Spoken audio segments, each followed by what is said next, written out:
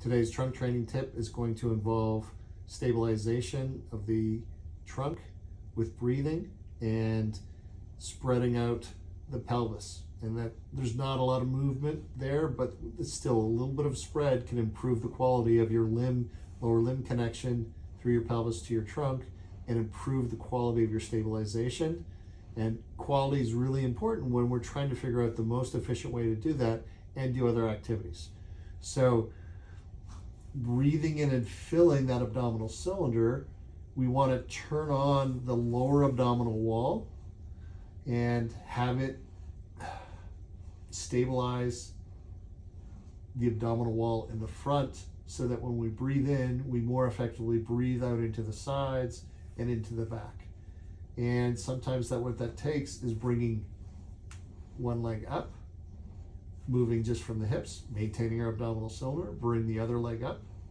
And when I do that, I don't want to be moving around. I want to be really stable with my breathing and just move from the hips and keeping my back nice and flat, not having my ribs flare, not having my chest tighten up.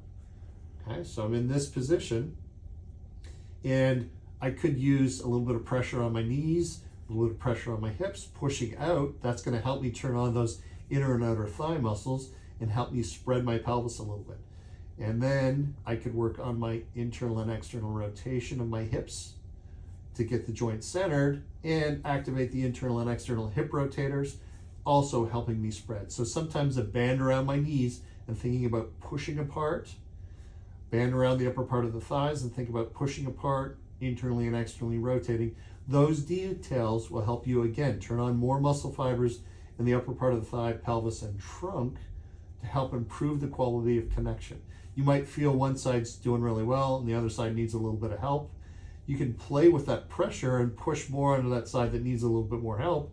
And then as you breathe in, do I more effectively fill that side? Same thing can happen with the upper limbs, pushing into a band around your arms and pushing one side more than the other. When you breathe in and push with it one side more than the other, do you find you more effectively filled that upper part of the abdominal wall, abdominal cylinder, and chest by that increased pressure by that one arm? You see, so playing with those is today's trunk training tip. Good.